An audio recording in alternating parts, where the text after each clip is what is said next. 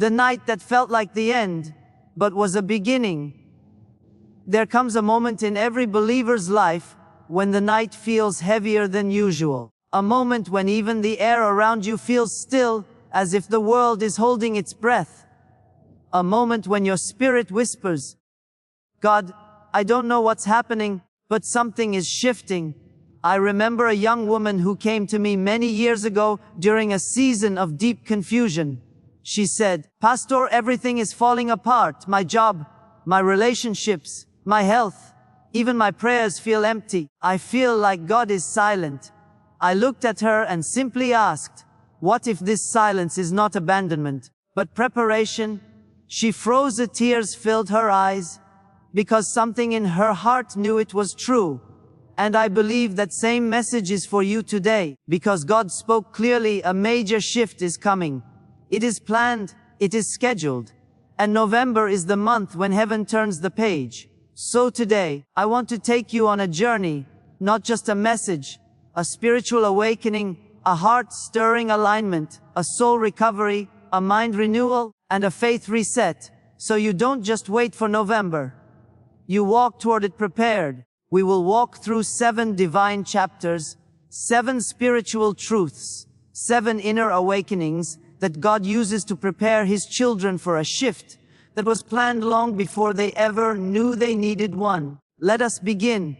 The shift begins with disruption. Every major move of God begins with a disruption, not a gentle nudge, not a quiet suggestion, not a peaceful transition, but a holy shaking that interrupts the familiar rhythm of your life. It is the moment when what once felt stable suddenly feels uncertain, when the ground beneath your feet starts to tremble, and you're left wondering, "Lord, why now? Why this? Why me?" But what you call disruption, heaven calls preparation. What you call the end of stability, God calls the beginning of transformation.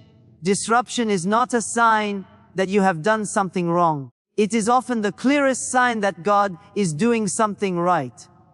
Whenever God is about to bring you into a major shift, He first disturbs the comfort that kept you still. He loosens the attachments that held you back. He exposes the cracks you tried to hide, and He dismantles the routines that no longer serve your destiny. Because God cannot elevate you while you hold tightly to what belongs to an old chapter. Think of Joseph, a young man with dreams bigger than his environment. Yet before he ever saw the palace, his life fell apart, betrayed, abandoned, misunderstood, unfairly imprisoned. Joseph's life wasn't falling apart, it was falling into place. The disruption did not destroy the dream. It delivered him into the dream. What looked like chaos was actually choreography. What looked like disaster was divine arrangement. And sometimes that is exactly what happens to us. The shaking doesn't mean God is absent. It means He is active. In fact, God often allows disruption because He loves you too much to let you stay where you are. He knows when a season has expired. He knows when relationships have run their course. He knows when you've outgrown an environment, a habit, a mindset, or a version of yourself. But we, in our humanity, cling to what is familiar even when it is no longer healthy. So God steps in and shakes it loose. Not to punish you, but to position you. Disruption is heaven's signal that something new is coming. It is the spiritual labor pain before the birth. It is the breaking of the shell before the emergence of new life. A seed must break before it sprouts. A butterfly's cocoon must tear before it flies. A person must experience discomfort before they step into their calling. Disruption is not destruction. It is divine construction, working behind the scenes in ways you cannot yet see. Sometimes the disruption shows up in the form of a closed door, and while you cry over the door that's shut, God is preparing the door that will open. Sometimes it shows up as the loss of a job, only for God to redirect you toward your true assignment. Sometimes it shows up as a relationship ending, not because you are unworthy of love, but because God is making room for a connection aligned with your purpose. Sometimes disruption comes as inner restlessness, that deep sense that something in your spirit is shifting. even before anything has changed on the outside. And if you're experiencing that right now, if life feels scattered, if things feel uncertain, if you feel like you're being stretched, shaken, or stripped, don't see it as a curse. See it as a sign. Heaven is moving. God is rearranging. The shift is not coming in spite of the disruption. The shift is coming through the disruption. Look back over your life for a moment. Every major growth, every powerful transformation, every unexpected blessing. Didn't it come after a moment of interruption? Didn't God pull you out of something before He pushed you into something? Didn't the breaking come before the blessing? That is the pattern of heaven. That is the rhythm of divine elevation. And now, that same pattern is unfolding again. The disruption you are feeling is not random. It is scheduled. The shaking is not accidental. It is intentional. The discomfort is not meaningless. It is purposeful. God warned you a major shift is coming, and this disruption is the doorway into November's breakthrough. So instead of asking, Lord, why is this happening? Start declaring, Lord, what are you preparing me for? Because the truth is simple and powerful. Disruption is heaven's announcement that destiny is near, and November is the month when the disruption will reveal its meaning. The month when you will understand why things had to shake. The month when God turns the page and shows you the blessing behind the breaking. The month when everything that felt unstable will suddenly make sense in the light of His plan. Hold on. Breathe. Stay faithful. Because the shaking is not the end. It is the beginning of the shift God promised. The shift requires inner surrender. Surrender is one of the most misunderstood spiritual actions in a believer's life. Many think surrender means defeat, weakness, or loss. But in the kingdom of God, surrender is not collapsing. It is ascending. It is not dying. It is awakening. It is not losing control. It is returning control to the one who never loses. When God prepares you for a shift, the first thing He asks for is not your strength, not your talent, not your strategy, but your surrender. Because before God changes your situation, He must first change your posture. There comes a moment in your spiritual journey when holding on becomes heavier than letting go, when fighting God's direction becomes more painful than trusting His leading, when your own plans, no matter how carefully crafted, begin to crumble under the weight of His divine correction. This is the moment when God whispers into your soul, my child, release it. Trust me with what you cannot control. Inner surrender is not simply a prayer, it is a transformation. It is when your heart softens, your ego melts, your fears fall silent, and your spirit aligns with heaven's will. It is when your words shift from Lord, do it my way, to Lord, have your way. And that shift, that quiet, powerful internal shift, is what opens the door to blessings that human effort could never achieve. Think of Abraham climbing Mount Moriah. He carried Isaac, the promise he waited decades for, and yet God asked him to surrender it. Not because God wanted the sacrifice, but because He wanted Abraham's heart free from fear, attachment, and doubt. Surrender revealed trust, and trust released provision. The ram caught in the thicket. The blessing didn't come until the surrender was complete. So many of God's children are standing on the edge of a miracle, but their hands are too full of fear to receive it. Your next level is not being blocked by the enemy. It is being blocked by your grip. Your grip on how you thought life should go. Your grip on people who are no longer assigned to your journey. Your grip on timelines, outcomes, expectations, and comfort zones. God can only fill empty hands, and surrender is how you empty them. Inner surrender is also the death of false control. We convince ourselves that if we plan well enough, if we think long enough, if we work hard enough, we can control every outcome. But God loves you too much to let you live under that illusion. He gently dismantles the towers of self-reliance you build so you can stand upon the rock of His faithfulness instead. Surrender is not passive. It is powerful. It is not about doing nothing, It is about doing only what aligns with God's direction. It is the moment when your soul says, I don't understand the path, but I trust the guide.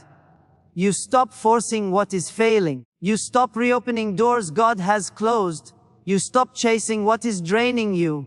You stop clinging to what He is removing. And when you stop resisting, you start soaring. But surrender also requires honesty, deep honesty. You cannot surrender what you refuse to acknowledge. You must face your fears, confront your insecurities, and expose your internal resistance. Surrender is not putting on a brave face.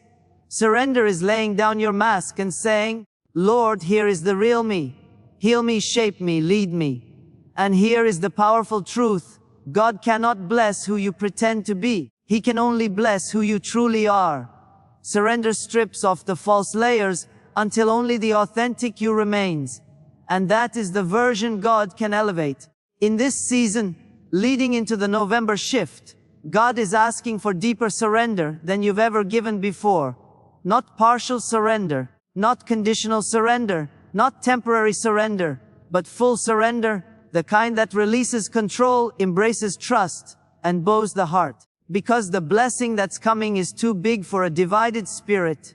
The next chapter is too important for a half-submitted heart. You may feel like you're losing something, but in reality you're making space. Space for peace. Space for restoration. Space for miracles. Space for clarity. Space for the divine plan that was written over your life before the beginning of time. And here is the mystery of surrender. Once you release what you were afraid to let go of, you discover that God never intended to take anything from you. He intended to take everything that was limiting you, draining you, or deceiving you, so He could give you what truly belongs to you. So breathe, open your hands, release the tension in your soul. Say, Lord, I surrender not because I am weak, but because you are strong. And as you surrender, heaven begins rearranging. As you surrender, peace begins rising. As you surrender, doors begin opening. As you surrender, the November shift begins forming. Because surrender isn't the end. It's the beginning of everything God promised. The shift is activated by belief. Belief is the birthplace of every breakthrough God intends for your life. Long before a blessing appears in the physical world, it must first take shape within the invisible space of your faith. God can speak a promise, God can arrange the timing, God can prepare the door. But it is your belief that turns the key. And when God says a major shift is planned for November, He is not only informing you of what is coming, He is inviting you to believe in what He has already prepared. Belief is not passive. It is not simply agreeing with God mentally. Belief is a spiritual force that bends reality. It is the alignment of your heart, spirit, mind, and expectation with what heaven has declared. It is the moment when you stop entertaining doubt and begin hosting faith. When you stop rehearsing fear and begin speaking life. When you stop waiting for proof and begin standing on the promise. Every miracle Jesus performed began with belief. Do you believe I can do this? He asked the blind men. Your faith has made you whole. He told the woman with the issue of blood. If you can believe, all things are possible. He declared to the Father seeking healing for His Son. Belief is the seed. Miracle is the harvest. And the season between the seed and the harvest is what tests your heart. There is always a battle around belief, because belief is dangerous to the enemy. A believing person cannot be stopped. A believing person cannot be silenced. A believing person cannot be manipulated by fear, discouraged by delay, or defeated by temporary circumstances. A believing person becomes unstoppable because their faith stops depending on what they see and starts depending on what God said. When you truly believe, you shift from anxiety to anticipation. You shift from praying with desperation to praying with confidence. You shift from wondering if God will do it to celebrating when God does it. This is why the enemy attacks your belief more than anything else. Not your money, not your relationships, not your opportunities. Those are just the symptoms. The real target is your faith. Because if He can break your belief, He can slow your destiny. If He can weaken your belief, He can blind you to the blessing. If He can distract your belief, He can disconnect you from the shift God scheduled. But God is calling you in this season to strengthen your belief beyond emotion, beyond circumstances, beyond what your eyes see. He is calling you to a belief that stands steady even when life feels unstable. A belief that rises even when everything else feels like it's falling. A belief that anchors your heart in God's faithfulness instead of your fears. Belief is not denying reality. It is declaring a greater reality. It is saying, yes, I see the mountain, but I also see my God. It is saying, yes, the situation looks impossible, but God specializes in impossible. It is saying, yes, the road is long, but God is walking with me. Belief is choosing the voice of God over the voice of fear. Belief is choosing promise over panic. Belief is choosing hope over helplessness. And when belief becomes your atmosphere, miracles become your environment. But belief must also evolve. The belief you had yesterday is not enough for the breakthrough God is bringing tomorrow. New levels require new faith. Greater blessings require deeper belief. Sometimes God allows certain storms not to destroy you, but to strengthen the belief that will sustain you. Storms challenge your old faith so God can grow a new one. Problems force you to depend on God more deeply. Delays stretch your spiritual endurance. Closed doors teach you trust. Pain teaches you perseverance. Every difficulty is shaping a belief system strong enough to carry the weight of your calling. Belief is also revealed through action. If you say you believe God will open a door, do you prepare for it? If you say you believe God will make a way, do you take the step? If you say you believe God will provide, do you release the fear of lack? Faith is not real until it becomes movement. Belief is not complete until it becomes obedience. You activate the shift by believing beyond what feels comfortable. And here is the truth. God does not respond to need, fear, pressure, or desperation. He responds to faith. Faith is heaven's currency, and belief is the seed that multiplies into blessing. As you move toward November, God is calling you to elevate your belief to match the size of the shift He has prepared. Don't shrink your belief to the level of your circumstances. Raise your belief to the level of God's promise. Speak what He said.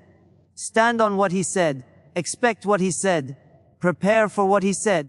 Because when belief becomes your foundation, nothing can stop the breakthrough aligned with your destiny. The shift coming in November is not activated by emotion, not by worry, not by wishing. It is activated by belief. Believe boldly. Believe consistently. Believe without hesitation. Believe until every ounce of doubt dissolves. Because the moment you truly believe, the shift begins. The shift demands the courage to let go. Every transformation has a price.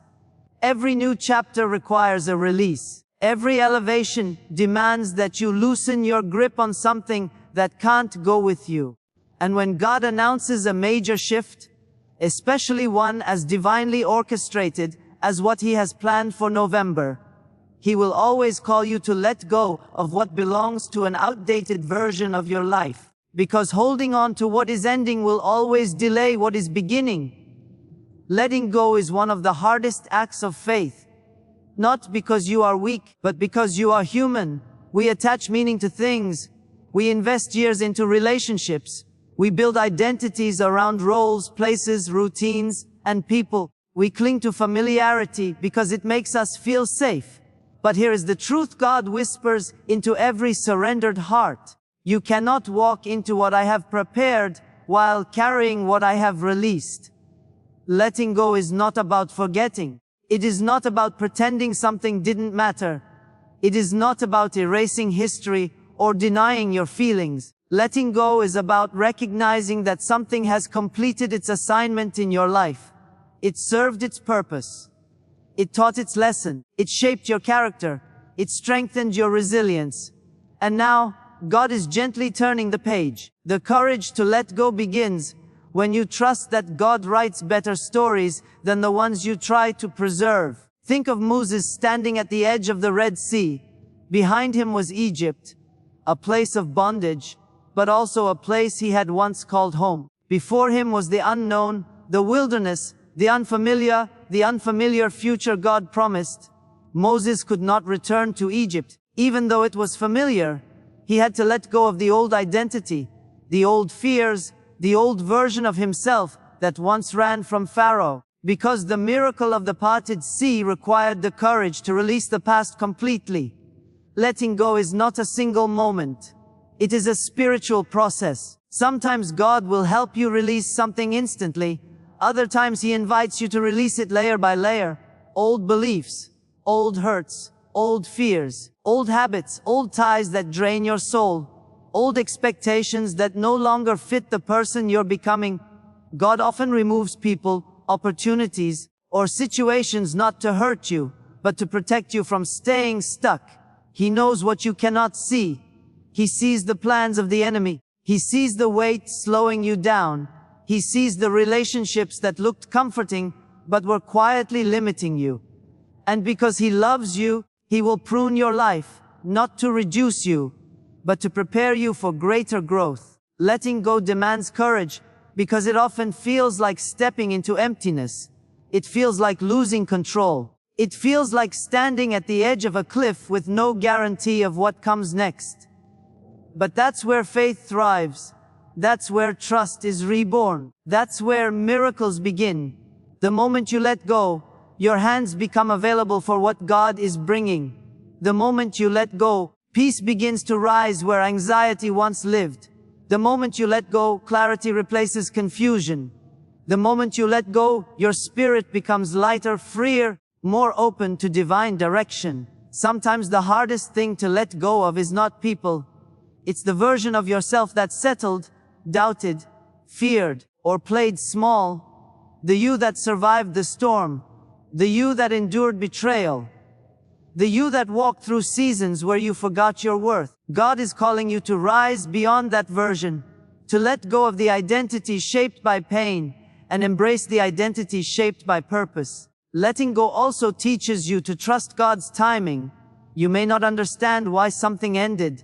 You may not know why a door closed. You may not feel ready to release something that meant so much to you.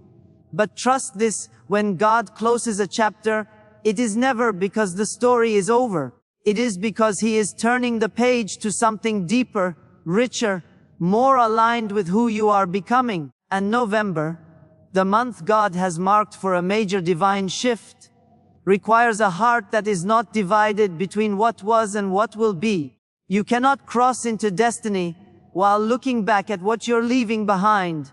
You cannot embrace the new while protecting the old. You cannot step into the promise while standing in the prison of past seasons. The shift is coming. The blessing is forming. The alignment is unfolding. But it requires that you let go with courage, not fear. Let go of the old chapter and trust the author. Let go of the broken pieces and let Him build something new. Let go of the expired season and step boldly into the one designed for your growth. Because in the kingdom of God, letting go is never loss. It is the sacred permission that allows God to multiply what remains. It is the doorway to the shift He promised. It is the act of faith that turns the next page. Let go, rise, move forward. Because everything God planned for November is waiting on the other side of your release.